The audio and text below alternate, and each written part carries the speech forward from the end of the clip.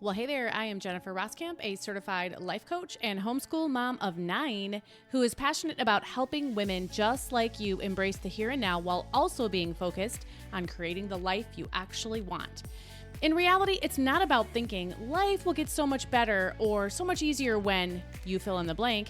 Let's work on creating a life you love now. So let's dive in and get started on redefining Supermom to be someone who is present, intentional, and content rather than perfect in our homes, in our lives, and in our own skin. Let's get started. This is the Intentional Mom Podcast.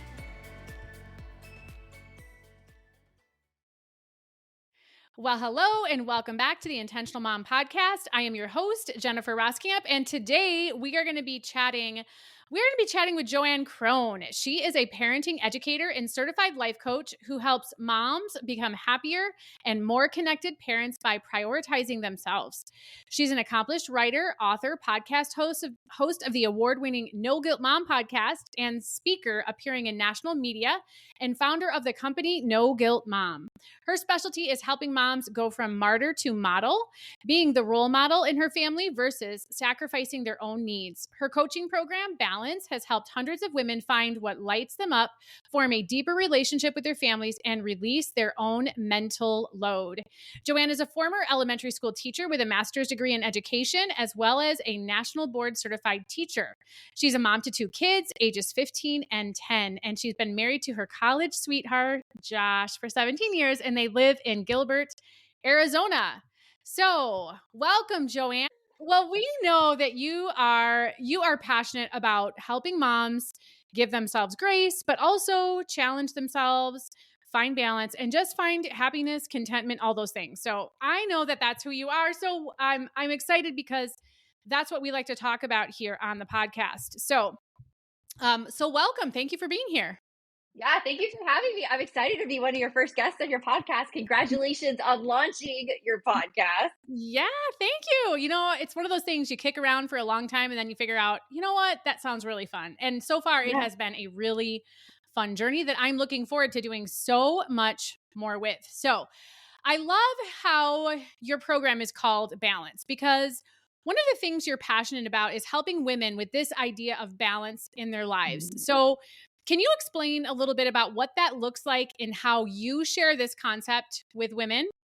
Yeah, so we actually have the same mentor, Ruth Sukuk. We both learned. Joanne and I go way back, in case you don't already know this. Way back. And I remember specifically Ruth telling us balance is overrated. and I find it funny that I just took that advice and I'm like, I'm going to name my membership Balance, Ruth. Because here's what I think balance is. I think it's really just being happy with the choices that you make in your life and not be feeling like you have to hold up to some expectations or have things like perfectly equal in every way. The concept of balance is just happiness, really. It's contentment. And it's really noticing the things that make you tick, noticing the things that make others tick, noticing why you have the reactions you do. Because a lot of balance, like that women want to achieve in their lives, I feel is very constrained by mom guilt. We have so much guilt on us as mothers that it prevents us from really going after the things we want, from taking the time for ourselves, because we have this fallacy that any time I take from myself is also time I take away from my family, and that's just not true. And we constantly give ourselves shame for things that are out of our control, things like our kids' behavior, which is something that I know a lot of moms like feel is totally within their realm of responsibility, and it's not. So when I want women to achieve balance, I want them to become powerful. I want them to fully realize like what their capabilities are, to develop confidence in themselves and their capabilities, because the way they inspire their kids isn't by giving up everything of themselves. It's really by pouring into themselves, because kids can only be what they see. And if they see mom giving everything away of herself and not putting anything in, well, that's the vision of adult life that they'll have in the future. And so with balance, we take that mom guilt away. We encourage moms to find what they're interested in, because a lot of that's been lost through years of Yeah. motherhood and giving You ask yourself them away. and they just look at you like, I don't know. I What don't do you know. like? What would you do if, and yeah, they don't know. They're lost, right? No. Yeah, and a lot of times when we talk about goals, because in balance in our program, our fourth phase is called BHAG, which is big, hairy, audacious goal. And when I first bring up the goals talk with women, they're like, I want to declutter my house, or I want to get organized, or I want to spend like one-on-one time with my child. And I'm like, hold on, let's really think about this, because you didn't have those goals when you were a child, just dreaming. Like, I want you to think of these goals that you had that seem completely unrealistic. Like, maybe you've even been told they're unrealistic by people in your life, that you could never go after them. Those are the goals that I want you to go after. And all of a sudden, you see like this spark light up in Mm. them. And we have women going after buying their first house on their own, Mm. creating an entire micro homestead in their house because they want to, not to save money, but because like that totally interests them. Mhm. Um, there are people starting their own businesses. There are people writing books and creating resources for other parents. So it's amazing the change that you see when women are given permission to really be somebody and to go after what they want. And that's like the change that I want to create in the world. Yeah. Yeah. Well, and I've also heard you talk about how important it is that we as women and moms are not doing it all. And Mhm. the pressure really that we can feel that is what we should be doing. So, before we really dive into that, where I would love to know, where do you think that pressure is coming from? I think that pressure has come from years and years of stories that we've been told and we're telling ourselves about what a woman's place is. I mean, we have to really dig into history to see, and it wasn't that many generations ago where women's like women's only responsibility was to take care of the family. That's it. Like in the 18th century, 19th century, that was like the sole responsibility. And it actually didn't change, at least in the US, until after World War II. Actually, during World War II, Yeah. because that's when all the men had to leave the country, take over, go overseas, and women really stepped in to fill the jobs. Yeah. And it was during that time that women were like, you know what? This is great. Let's keep doing these jobs. But then the 50s came around and men came back from war, and all of the marketing was geared towards women in the home and making the home a great place. And like all of those things we kind of associate with the 50s. And then in the 70s, the economy sank and it became unfeasible for only one person to be supporting the household. Like it wasn't enough money coming in. And so women had to go back to work then just to survive as a family. But none of the roles of taking care of the family were switched over to men at that point. There was no equal distribution. And so it then became women's role to take care of the family and to earn money outside of Mhm. the home. So it's been that way for the Yeah. past 50 years. And we're just now coming to the point where we're having these discussions about mental load and everything like that's on women. And it's so funny. I just went to a doctor's appointment yesterday and it was a male physician's assistant coming in and we just got to chatting and he was like, yeah, I'm so tired. And I'm like, just kind of like jesting with him. I'm like, yeah, and you need some coffee this morning. And he's like, no, like my kids were up all last night. And like, he's talking about like how he doesn't know how his wife does it because Mm. his wife had like surgery and he had to take over everything for the weekend. And immediately, without hesitation, I'm like, well, women don't do it. We have nervous breakdowns and we go crazy. And he just didn't know what to say to that. And I'm Yeah. like, it's what's going on. Like we're at the point now where as moms, we feel like there's way too much on us. And I mean, we're right. There is way too much on us that the other people in our life aren't as expected to keep as much on them as we are on us with work, with kids, with everything. So I Yeah. mean, that guilt comes from every single direction. Yeah. And it comes, we put it on ourselves too, right? Like Mhm. we also pile on the pressure, we pile on the guilt, we pile it all on too. And Mhm. so it's like we get it coming from all sides then and internally. So, Yes, is it any wonder that, we feel like we're constantly under the stress of it all, and it's because really we are. So we so are. what role do you think we play in the pressure that we feel to, again, just kind of be all and do all for all people? Like that's when I think about the women that I have in my coaching community, Accomplished Lifestyle, like that's what these women are feeling too. Same thing, where it's like I have to do it all the time for all the people. And Mhm. um I listen to them talk, and I do know, like we're talking about here, like it comes from externally, but we also spend time exploring the internal. Like what is Yes. internally at play here as well. So, I know oftentimes the pressure that we put on ourselves too is the worst kind, right? Like, man, we can really put ourselves through the ringer. Do you agree Mhm. with that? Oh my gosh, yes, definitely. And it's like it's from years and years of the stories that we've told ourselves about what a good mom is. And we may not even realize that we're holding these expectations in our heads so tightly Mhm. of what a good mom is. I hear a lot from members in my balance community that, like, oh, like a good mom would have a clean house, or a good mom would have dinner on the table that is home cooked and doesn't come from a box and is grown from fresh grown produce that were grown directly in the garden outside. Oh And man, like, I'm you ready for a nap. yeah, but you get those pictures in your head about all the things you should be doing and you don't even measure up. Like there's this book I'm reading right now called On Our Best Behavior. It's by an author, Elise Lunan. And she says nobody can quantify what a good mom looks like. Most of us just swim in the shame of certainty that we wouldn't qualify.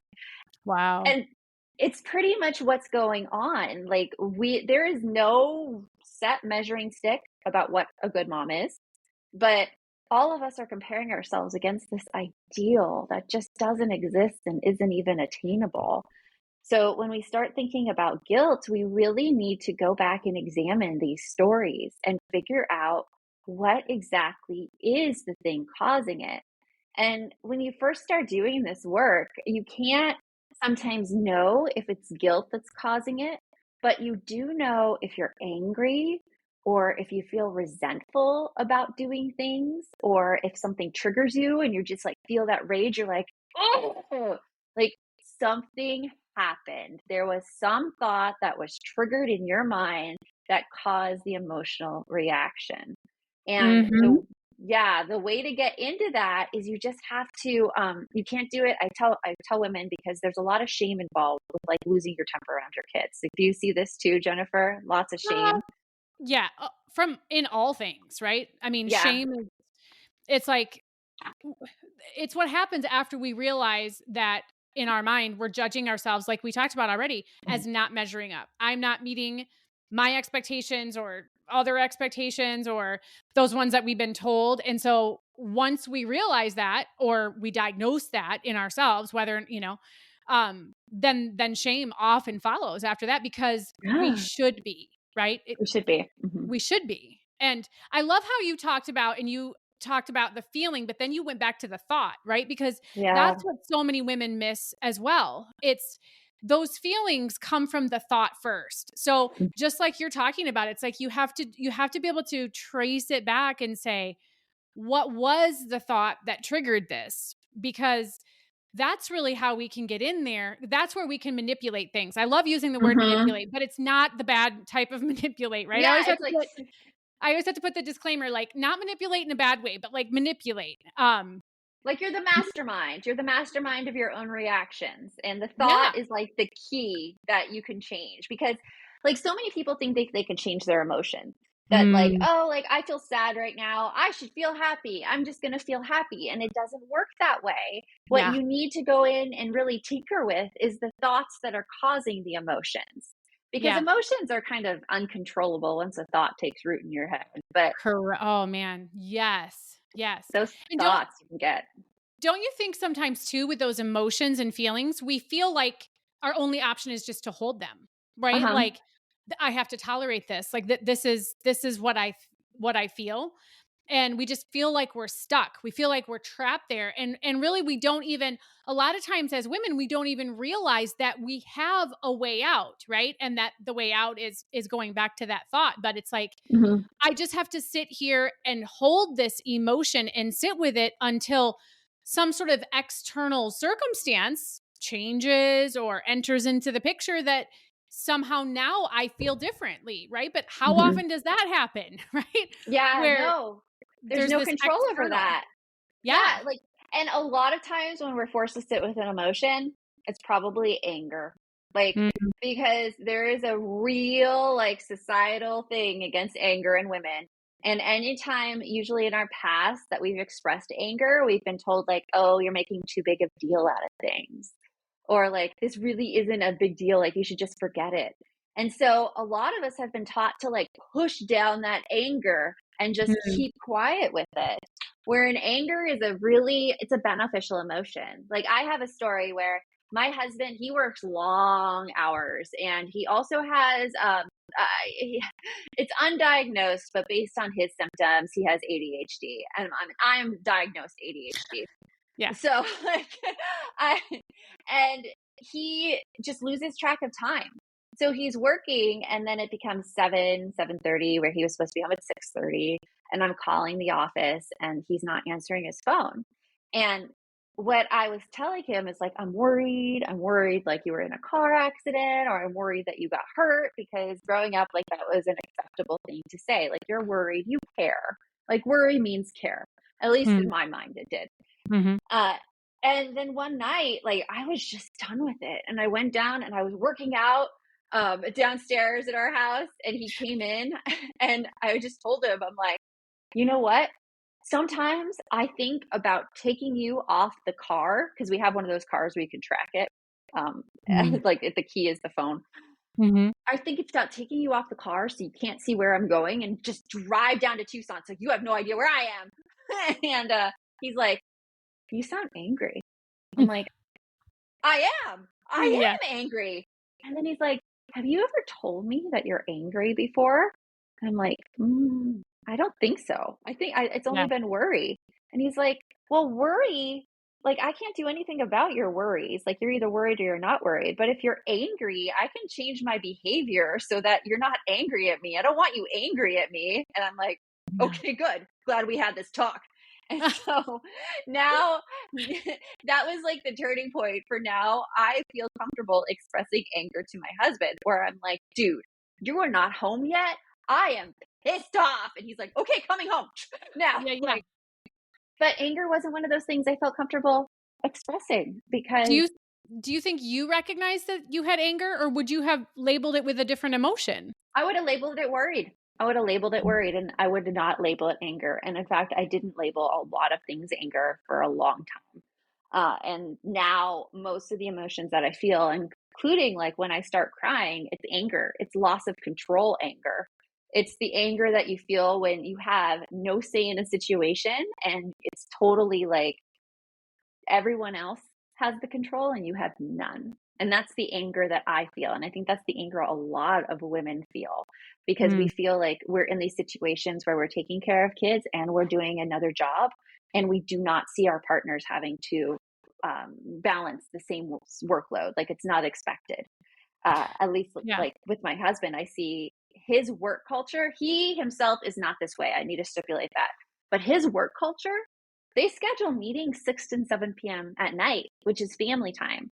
And they work people to the bone at his company, Mm. without any respect to outside lives. So Yeah. it's it's a well-deserved anger, I think, and I Yeah. think that sometimes anger can create real change. So it's good Yeah. if we recognize our anger. Yeah, yeah. Well, as you started to talk about this, we kind of segued into what I was going to ask you about next, which is kind of like this whole idea of, again, women not having to do it all. So, Mhm. it, okay, so maybe there's somebody listening who says, you know what, this, like maybe we're giving her words, right? Like she's never been able to put into words what she's thinking and feeling before. And so now she's sitting here and she's kind of like, she's like, oh my gosh, like you're putting words to my thoughts that I couldn't ever have done. So yes, I want more of that. Yes, Mhm. this is my struggle and I want to start to move past that. So how do we start then? Where can we start in having and starting to find more balance in us, feeling like we have to do it all, and it, without that guilt and without that shame? Like, what does this all look like if somebody's saying, yes, I'm ready to do this a little bit differently and I want to move forward in this new way? Where do we start? I think that it is impossible to go from feeling all the guilt and feeling like you have to do it all to feeling none. It's going to be a very gradual process. I liken this actually to some advice we got from a former guest on our podcast about like spending money on yourself. Like, you can't go from spending nothing on yourself to going and buying like designer clothing. It'll just make you feel horrible. You have Mm, to like work yourself up. So, say, like, right now you wear Target clothes. Maybe you graduate a little bit to like one of the like specialty stores, like a Banana Republic or a Macy's or something like that. The same goes with doing it all. So start with like one little thing that you are doing right now in your home, and figure out, like, talk with your partner, especially if we have a partner in the home. Talk with your partner about taking that on and making them that their full responsibility, that one task. And maybe at that time, they're probably going to be open to taking a lot more on. But the mm, hard part of this is letting things go. Because when you first start this process and say, like, you do all the household chores right now, and just for the sake of this explanation, your partner decides to take out the trash. It's not just letting him take out the trash. It's he has to see that the trash needs to be taken out. yeah. He has to plan to do it, and then he has to actually do it. It's called CPE, conceive and then plan and then execute. And so often we keep on the conceive and plan steps. Like, we're like, oh, look, the garbage is piling up. Oh, okay, let me get this bag ready right here. And then all like my partner has to do is just take the bag and, put it in the trash can and take the rest out. So they're only taking the execute step when they need to be seeing that the trash needs to be taken out, planning for it, and executing. So what's hard is that your partner's not used to doing this, and things are Mhm. not going to be done right away, Yeah. ever. And it needs to be where your partner then experiences the natural consequences of not doing the trash, for instance. I say the trash because I have a great story with that one. Like, our trash is one of those under the counter bins. Mm, And so when it gets full, you cannot physically fit any more in there. It starts piling on top of the counter. And one night we had like taco night taken, and the bag had to go on top of the counter because there was no more room in the trash can. And we have a dog, and and who likes to counter surf, it's called, which is jump on counters and look to see if there's any food on there. It's a very bad habit. She's very naughty. But one morning, I was like, "Where's the dog? She's not here, right by my side, asking to be fed." And I go in the kitchen, and the taco bag is gone. And I look over the couch because, like, like, dogs just have their spaces where they take things apart, and one of hers is right in the center of the living room. I look over the couch, and that taco bag is torn apart all over the floor. There's like pieces of lettuce over by the coffee table. There's like wrappers over here. It is horrible, like, awful. And I look at it and immediately I get mad. And I'm like, okay, like, he didn't take out the trash. Now I'm going to have to clean this up because of his like not taking out the trash. I can't believe him. And then I stop myself and I'm like, wait a minute, like, this is it. This is the natural consequence of not taking out the trash. The dog gets in it and you have a huge mess all over your floor. So I go into the shower where he's taking a shower and I'm like, so, Addie got in the trash last night. And he looks at me. He says, "Oh." And I'm gonna go on a walk. I just leave the house for like 30 minutes. uh, where when I come back, it is all cleaned up, but I had to physically remove myself from the situation so that I would not see the mess and I would not clean it up myself. And that's the hardest part with delegating is letting them experience the natural consequences and getting through those uncomfortable feelings you have by not seeing something done. Yeah. Yeah. But like you say, it starts really with, I think, commitment in your mind Mhm. that this needs to change, right? And maybe even before that, it's recognizing, again, some of what we've talked about here today, maybe if that's kind of, again, we're putting thoughts in words and formulating ideas in someone's mind that maybe were just kind of like in pieces, or maybe she couldn't identify what they were. So maybe first it's realizing, oh my gosh, this is something that I think, and this is something that I feel, and I do have all this pressure and these Mhm. expectations that I don't think are justified, and they're not attainable by any means. They're not realistic in any means. And so, but it starts, I think, maybe with the realization then that this is a problem that needs to be fixed. Is that maybe step one? Yeah, it was I the way I personally went through it and the way that I see so many women go through it is that they get so upset. So upset and so depressed, whereas they feel like they're all alone in their entire house, and it leads to some kind of defining moment. For mine, I was just crying on the couch the day after Christmas because I felt like I did the entire month of December by myself. And I Mm, felt so deserted by my family. And that was the time I'm like, listen, this has to change. I cannot go on like this. I cannot be this example for my kids.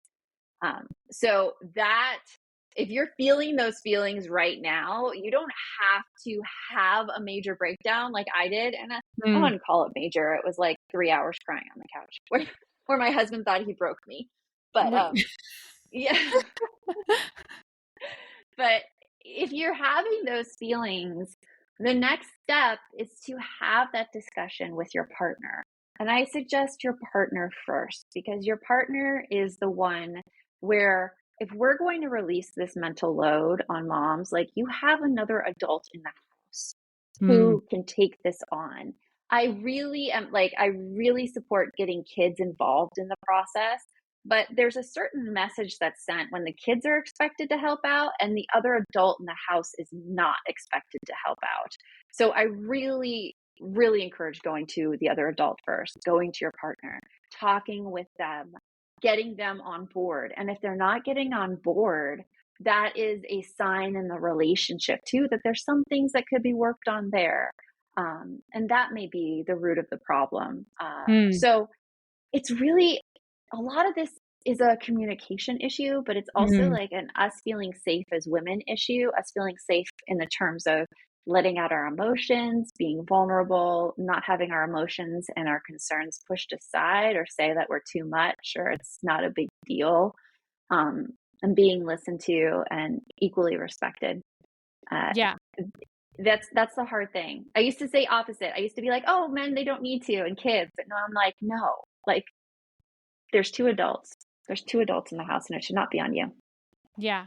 Well, and also, as I'm listening to you talk about that conversation, I'm thinking too, to think about, you know, maybe before you bring the concerns to your partner, to spend some time thinking about, what am I thinking and feeling, like being able to Mhm. articulate that. We can't go and say, I don't know, I'm just upset, and it's just not Yeah, working, right?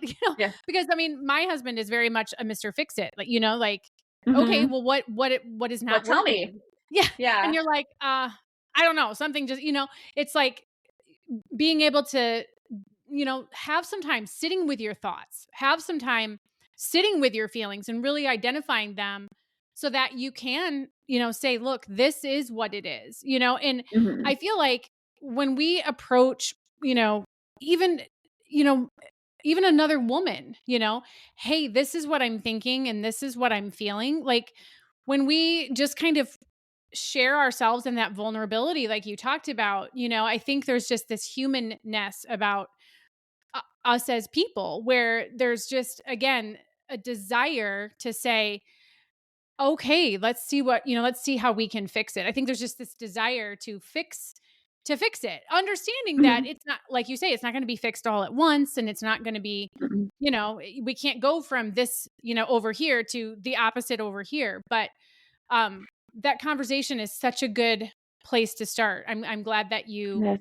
suggested that we start there, because it does really need to start with, we have to have more than just us, right? It has to be a Yeah. mutual Mhm. effort in terms of an understanding. And a lot of times there's just a lack of understanding. I know, you There know, is. my husband a lot of times just doesn't understand things just automatically, but it's like when I'm able to explain it to him, then it's like, oh, I understand it. It's just, I understand it now. And the same thing, right? A lot of times I don't understand him either. So, that conversation, I love that Yeah. we're starting there.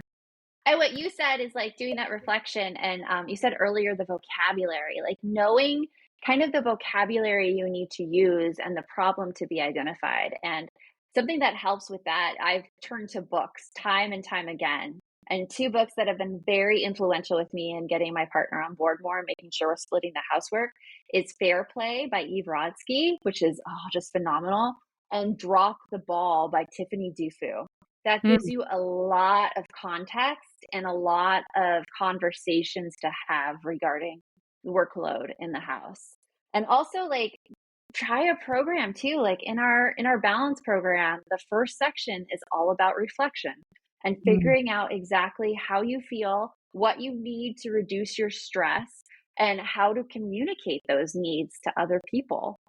So just know that there's help out there to have those Yeah. conversations too. Yeah, for sure. It's not, so often, I know you mentioned way early on about how women feel isolated and they feel alone. And you even said Mhm. that's what you felt. Yeah. So, but the thing to recognize is that we might feel that way, but we don't have to stay that way. And there's no benefit in staying that way. So yeah, I like how we're kind of bringing this all to a close there. So, well, this has been very enlightening, and I hope very empowering and inspiring to the women who are listening. So, it's all about, I think, giving yourself permission. I know that's a word that I think each of us have used a couple of times. Yeah. Give yourself permission to feel the things that you're feeling, and to be able to identify those, but then to articulate those. That's really what I hear you saying, is really at the root issue of really what it looks like to have balance in every kind of way in our lives, and really what we feel inside. It's all about that communication. Once we start communicating our feelings, the whole world changes because we no longer feel number one alone. And we also know exactly how to get the help that we need from others around us. And also how to say no to the things Mm. that we That's don't a want whole to do as nother well. That's a conversation, isn't whole it? other conversation. Yes. And I think sometimes we have to give ourselves permission to say no, because we feel like we can't do that. Like, that's one of those things that I think, again, throughout history, and just what we've been taught to believe, and all of that, like, that isn't something that we should be saying. So, Yeah, we're taught to be the helpers and the givers and, give to others. Like, how many times, Jennifer, have you heard when we go to like entrepreneur conferences, people, mostly men on stage, are telling us to serve others and to serve our people and to serve, serve, serve. And I think that is such great advice for men to give to other men because men aren't wired like in that particular aspect. Men yeah, are wired to like go have big opinions and like stand their ground and everything. And women like, I don't think we need any more of that serving advice at all. I think we yeah, need the advice to go have our big opinions, stand our ground in something, and communicate that clearly and effectively. Because all of this serving, we serve a lot, we give a lot. And that is what is bringing us to the point of overwhelm and feeling like we're totally alone. yeah. Well, we are not alone, and Mhm. this has been such a great conversation. So, thank you so much for being here, Joanne. Where can we find out more about you? Where can we connect with you? You can go to noguiltmom.com, and right there is where you can grab that stop doing checklist. And also go and subscribe to the No Guilt Mom podcast. We do episodes every Tuesday and Thursday, and we're just that little boost of encouragement to tell you that you're not alone and how to set boundaries and also like the best like science-backed ways to raise kids. So come join Yeah. us there. Awesome.